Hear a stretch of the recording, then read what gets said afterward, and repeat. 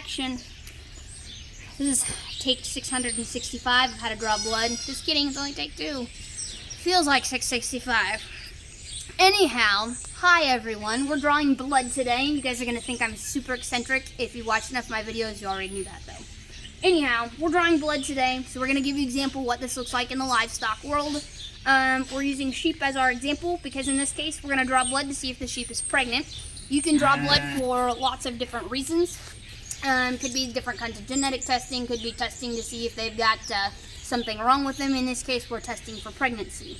So you would do this in sheep. Typically, they say to do it between like 30 and sheep are only pregnant for about 145, 150-ish days. But usually they say about day 30 is kind of a good day to do that, or it depends on who you're talking to. A vet told me one time you could do day 25, and it works actually better than 30. Some people say 45 is better. Depends on who you talk to. Anyway, she's a lot further, hopefully, than that. But we're just going to double check to see kind of what we've got going on. So, supplies to help us a little bit. Handy dandy holder for the sheep. Say hello, handy dandy holder. That's JD. Thanks, JD. Give her a round of applause. Oh, yay, we're going to embarrass her. Camera person, which in most cases is not necessary. Everybody say hi, camera person. Hi, camera person. We could make sure, we get her in the shot too. Or not. Typically, though, you just do this with 2 people. One to hold, one to draw the blood. Most people don't have paparazzi following them around. Anyhow, so we've got our tube to draw our blood into. Lots of different tubes. Basically, 2 most popular ones would be red top and purple top. Depending on what you're doing, you're going to use different tubes. In this case, we're using red top tube. So it is going to clot activate this stuff. So basically, it's going to get in the tube. It's going to sit for a little bit. It's going to start to separate the serum out, and it's going to turn into like a jelly. So it looks kind of fun. But anyhow, on our tube, you can see it is vacuum sealed. Kind of says what it does, clot activator. We've got a tube number and an animal ID. So as soon as I've got this full, I'm going to write on it immediately so I remember who it is, what it's for. This holds 4 mils, or ml, milliliter is the same as a cubic centimeter or cc. And then it kind of gives a little more information just on where it is. Sterile. So all of our equipment that we've got here is sterile.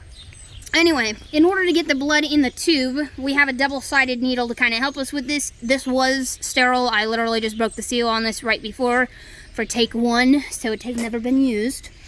My bad. Anyway, our double-sided needle here. So this side here is actually a needle. It is covered by some rubber at this point here. The reason is to keep it sterile, so I'm not going to touch the needle, but basically I'm going to pull it down. Maybe. As you can see, kind of pop the needle through there so you can see it's being protected and covered to keep everything sterile. Okay?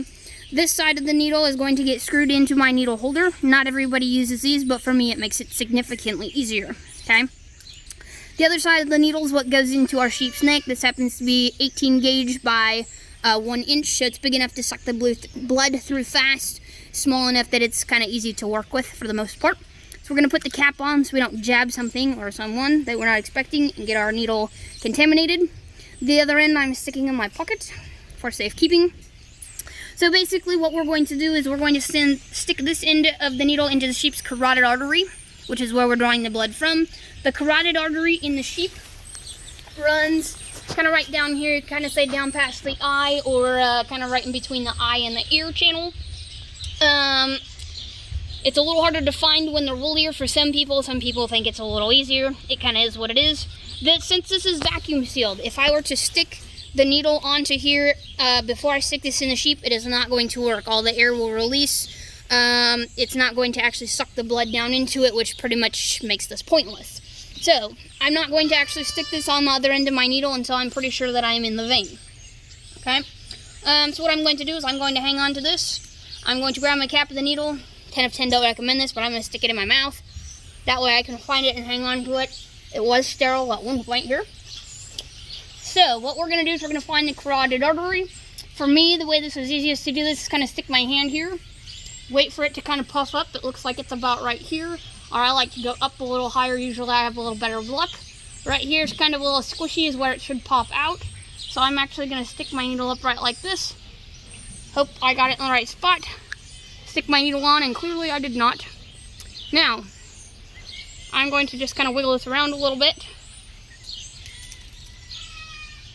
And I'm pretty sure I'm over way too far from where I'm supposed to be. And you'll notice she's not really fighting me. She doesn't really care too much. Now if I pull this out of the sheep, once again I've ruined my seal and created this pretty much pointless. Daddy kind of released her head a little bit.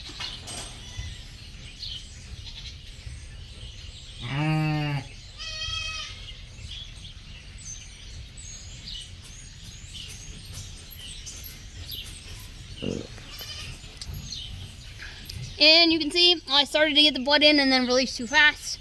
So we're going to give it one more go here.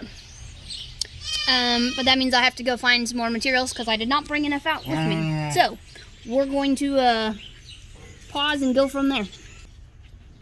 Okay, we got a fresh tube, so we're ready to go. So again, I hope I found my